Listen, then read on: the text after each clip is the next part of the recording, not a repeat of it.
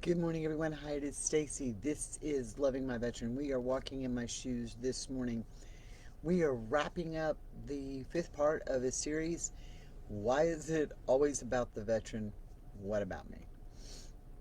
I think it's a question that most of us have asked ourselves. There are times we probably all still do.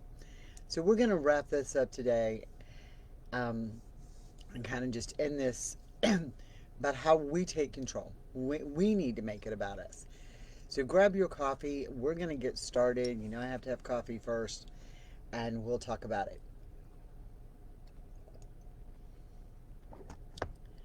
There is no secret that living with a veteran with PTSD can be very difficult. Um, it can be hard, it can be challenging, it can hurt our feelings, it can really play on our mental health.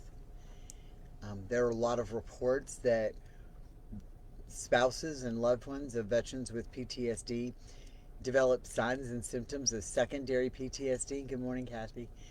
That they develop signs and symptoms of secondary PTSD. And when we live in our world with our veteran, we try so hard to make things better for them that we forget to take care of ourselves. When we live in a world with a veteran that has PTSD, we try very hard not to trigger them because we want things to be good. And a lot of times we say we want it to be good for them, but I think part of it is we want it to be good for us too. You know, nobody wants to be in a house where you say the wrong words and all of a sudden they're triggered and you're in this either fight or flight explosion in your house and things just don't always go well. So we live in this world and it's not easy. And there's people who say, well, you know, they can turn it off. It doesn't turn off. Because the truth is, and we've talked about this before, the truth is that it's not just PTSD. There's so much more that goes into it. So one of the things that we deal with is this constant turmoil in our lives. And so we become so focused on it being about the veteran. What about him? It's always about them. And when we get in an argument or a discussion or a fight, whatever word you want to use, a veteran has an uncanny ability to turn it around and make it all about us. Or at least make us feel that way. Sorry. At least make us feel that way. So there are times as we go through this relationship, most of the time we feel it's always about the veteran. And it was hard for me to learn and hard for me to understand that that was really on me. I had to learn to make it about myself too. I had to learn that I had to take care of me, that I had to take care of me mentally, that I had to take care of me physically. That when I did this, good morning, Sarah, that when I did this, I had to learn that I was important too. And when we live in this world where they're suffering and they're suffering from PTSD and they're struggling and we're going through all this stuff in our lives, it is so easy to make it all about the veteran. We need to be able to stand up on our own and we need to be able to make it about us too. It doesn't mean that we have to become self-centered. It doesn't mean that we have to look at them and say, you know what, it's all about me the rest of my life and you're just going to have to suck it up. That isn't what it means. It means that we have to start learning to live in a world where we matter too. And it's a struggle because it's uncomfortable. Good morning, Rocky. Because it's uncomfortable.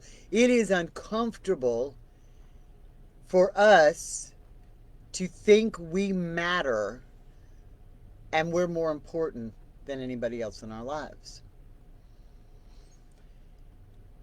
We have to be mentally important. And so again, it goes back to the things I've said before. A lot of things that we don't like about our veteran and the way they act and the way that, well, it's got to be about them. It's always about them and their feelings and how they feel. It's never about me and my feelings and how I feel. You know, those are basic survival skills. And I've used the airplane thing. I say it all the time. Anybody who's ever flown on a plane, that little stewardess stands in the front of the plane. And when they're doing the pre-flight, they tell you, in the event of the loss of cabin pressure, mask will come out of the ceiling. Put it on you first before you help anybody else. We have to learn to get in a mindset of our own self-care. That we matter first. You can't be good for your veteran. You can't be good for your family. You can't be good for anybody else if you don't learn self-care. And I'm not talking about the manicuring kind. I'm talking about mental self-care. And it's very uncomfortable and it's very hard to do. But I'm here to tell you, you can do it. I have faith in you and I believe in you and I know you can do it. And it's going to be uncomfortable and it's going to be a struggle. And you're going to sit here and go, this is really weird. And now I'm not supposed to act this way. I'm not governed to be this way. My brain isn't wired to be this way. And it's not. It's not. Most of us have the belief of the raising and just the way we were raised, the way we were taught, especially women, the way we were raised, the way we were taught, everything about us was all about doing for others. Doing for others first. It never was about taking care of us first. You have to be able to do that. You can do this, and I'm telling you, when you learn to do this, your life will change. We talk about our veteran disrespects us. Our friends disrespect us at times. Our family disrespects us at times. Our boss disrespects us at times. People we interact with, we don't feel like we have value or worth, and we're not where we need to be. Why? Because we don't feel that way. We don't feel that way.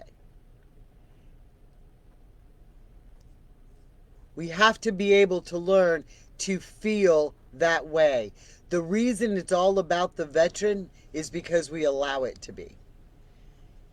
And that's hard. It's hard to hear those words, but it's true. It doesn't mean you run in like a bull in the china shop. It doesn't mean that you sit in there and you start barking orders. It doesn't mean any of that. I did a thing probably 2 years ago on every single person having rights. And we all have them. On every single person having rights. We have a right to ask for what we want. They have a right to ask for what they want. We have a right to say no to something we cannot do. They have a right to say no to something they cannot do. And I think the reality is that they do that. We just may not like the tone in which they say it. And the list goes on. It goes on and on.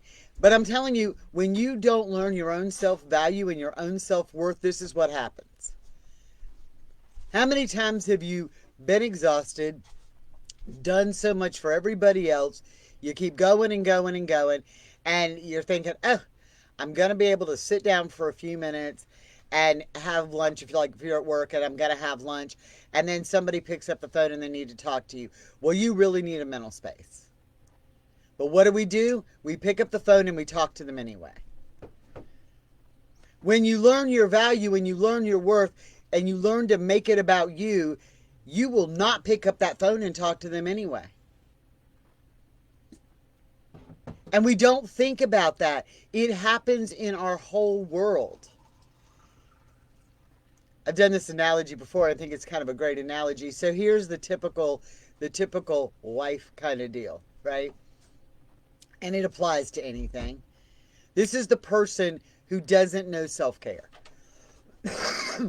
So you get up 6 o'clock in the morning, you jump in the shower barely, you come staggering through, you're grabbing up the towels, you're throwing them in the laundry, you get your kids up, you feed your kids, you send your kids off to school.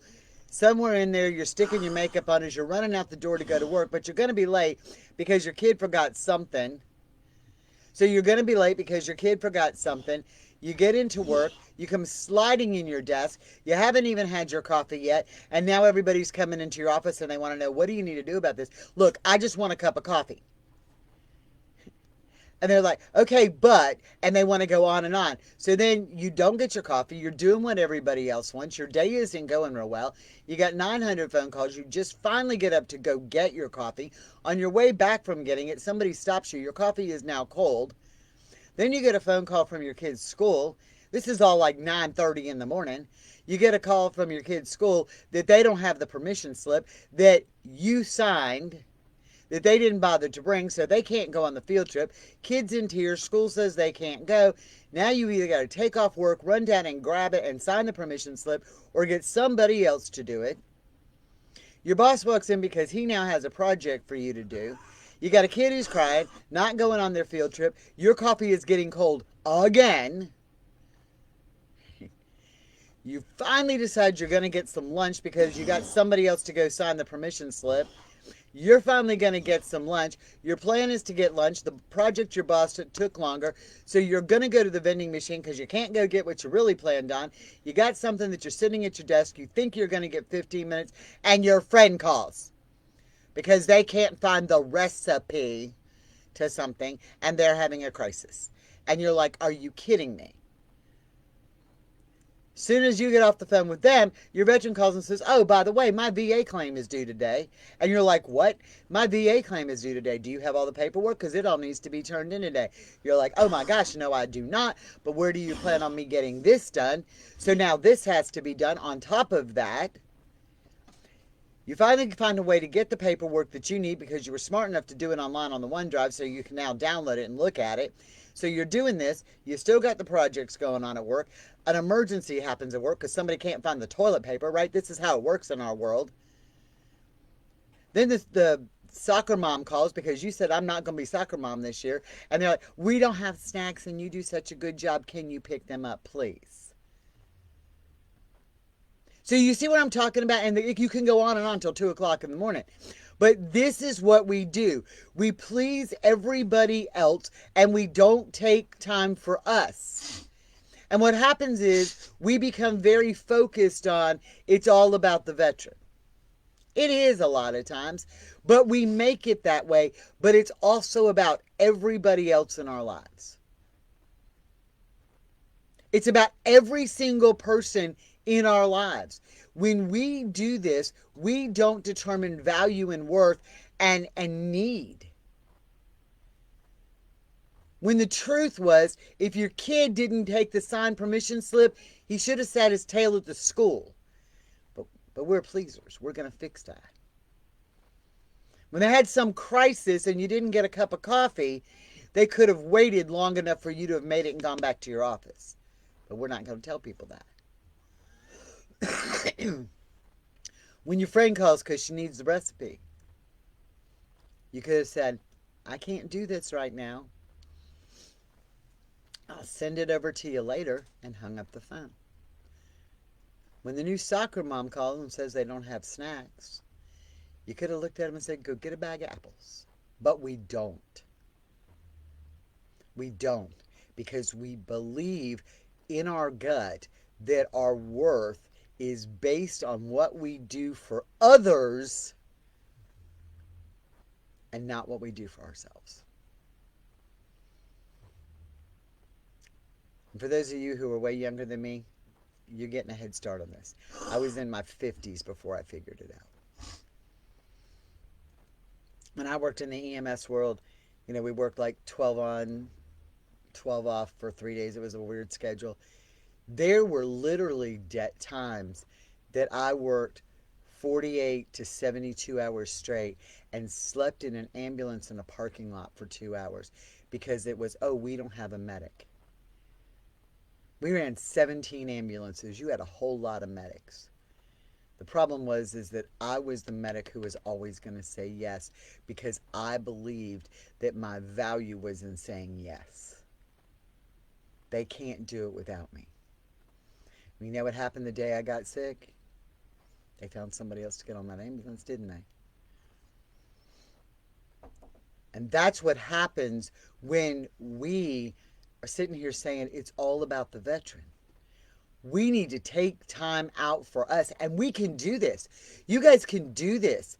You need to be able to set boundaries, and you can't set these because these are those magical words everybody throws up until you learn to develop and establish your worth. You need to know that you are valuable. You need to understand that every meal doesn't have to be home cooked. I remember working and going to school, and I had the kids, and there literally were times, and I felt like the bad mom, there literally were times when my kids had Doritos and Vienna sausages. They survived, and they still love Doritos and Vienna sausages. And I felt horrible. Because, I didn't fix them, the mashed potatoes and gravy and all the stuff. But who was that really on? That was on me. That was on me. I was the one who made myself feel like crap because I didn't do it. And I'm up till 3 o'clock in the morning, exhausted, cleaning up after everybody else. You know that after everybody else goes to bed thing, and you're cleaning up after everybody else, and you start out with this kind of good mood about it, and then halfway through the cleaning it up, you are cussing everybody in your life out over that. It's not just our veteran that we make it all about. We make it about everybody else. You need to learn, we all needed to learn to make it about ourselves too. I'm not saying you're not going to help your veteran. I'm not saying that you're going to always run in like a bull in the china shop and not worry about the way that you talk to them. I'm not saying that you're going to sit there and say, you know what, today I'm going to slam every cabinet in the house just because I feel like it and I want to trigger my veteran. That's not what I'm saying. That's not what I'm saying. And we have it in our life. I mean, it exists in our lives. And there was some stuff yesterday. I don't even remember exactly what happened. I had a lot going on. I was already in a space. I had a lot going on. It wasn't like horrible. It was just stuff I was dealing with, a lot of it. And I was overwhelmed and I was just like, And we had to go to a veteran dinner. And when we did, one of the guys was showing him the new gun and scope and lit up a target or whatever, and it really screwed with his brain. And then he comes home from where we had to go pick up our little groceries, and when he comes home, he's like, this just messed with my brain, and I just don't know if I can do things today. Tonight, and I'm like, okay, what about me? What about me and my overwhelmed brain? What about me and how I feel today? And instead of just sitting here doing this, whatever, he went on and did his thing, and I did my thing. It wouldn't have happened 5 years ago. It wouldn't have happened 4 years ago. It would have been about, what do you need, honey? What can I do to make it better? I'm so exhausted. I never would have said I'm so exhausted. It wouldn't have been that way.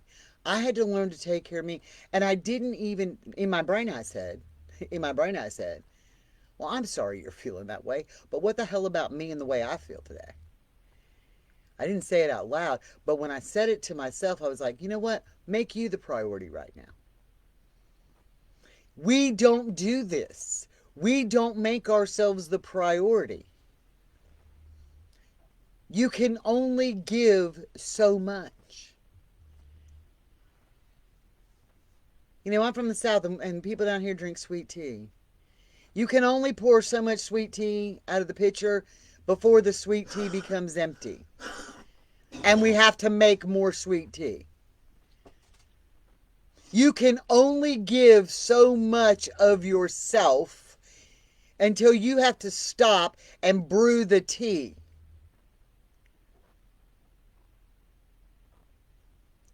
And guess what? The people who wait for the second sweet tea to come, the freshly brewed sweet tea, they are just fine. They are just fine. And they will wait 5 minutes, 10 minutes for the sweet tea. And the people in your world will be just fine. They may have to wait 5 or 10 minutes for the sweet tea. You can't give something you don't have.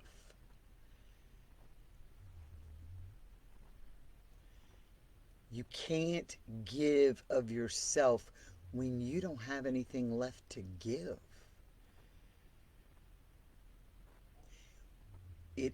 Our lives are about each other, but they're about ourselves too.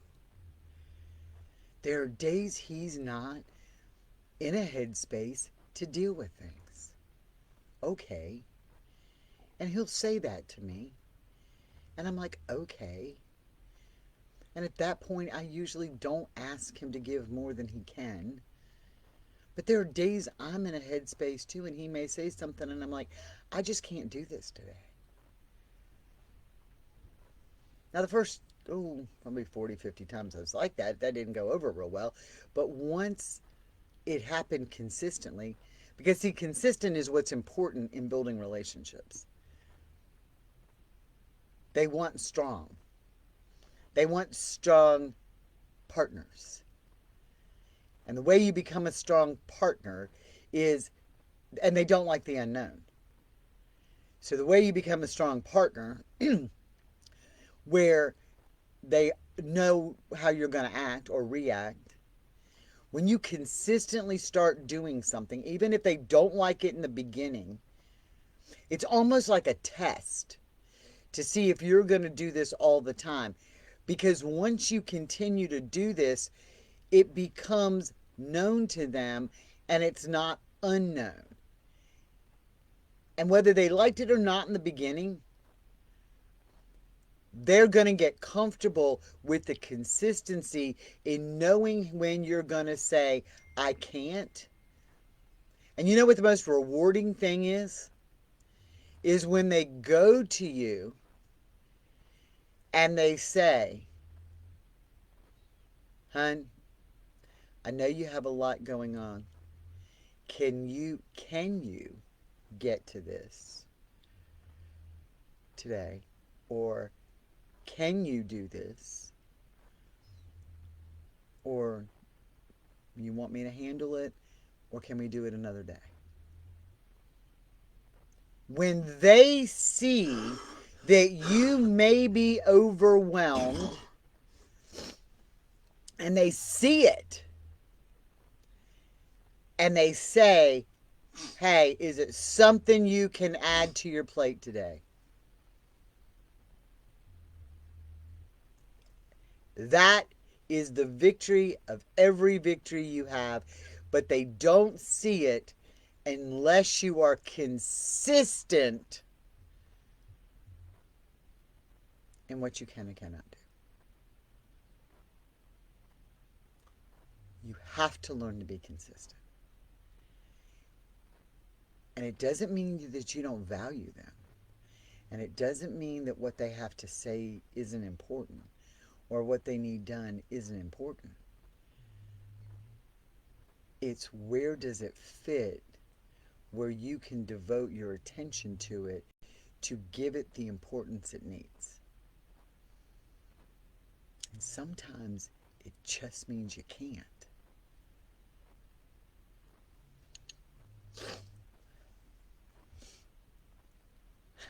And sometimes it just means you can't.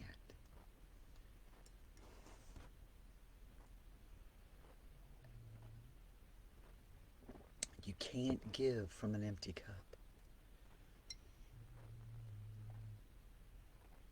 can't. And you can't keep pouring stress into a cup either that you don't empty part of it before it overflows all over everywhere.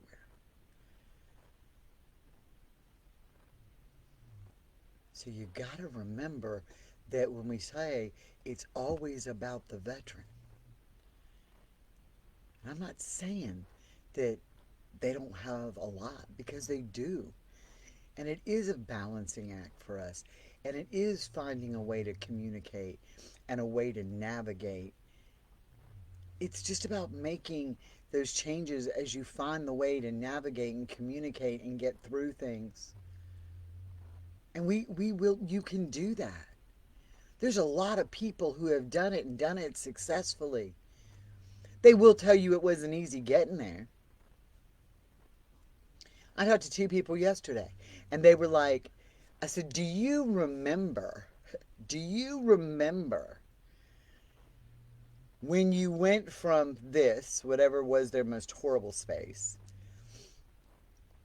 do you remember that horrible space? And we all have to think back to being in it. We remember it, we just don't live in it. To getting where you are now. Do you remember when that change happened? And everyone, both of them, and I said the same thing. No, I don't. It was a constant little journey forward. These little itty bitty baby step journey forward. We don't remember when the breakthrough happened. We just know we're not there. And we didn't, none of us felt that way. We all felt the same way. None of us felt like, oh, there was a breakthrough moment. And then when we started talking about how we felt, the common denominator in the success was when we took control of us and how we made our emotions a priority and our mental well-being a priority. You guys can do this. You have the ability. It is not easy. It is very difficult. Carl summed it up best for me for a long time.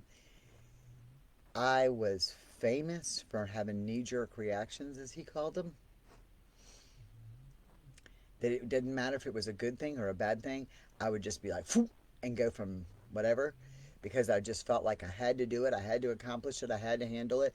I would get super angry. I would get super mad. I would get super happy. I would slam things around. When I just learned to breathe for a minute and say, wait a minute, is this something that I can handle today?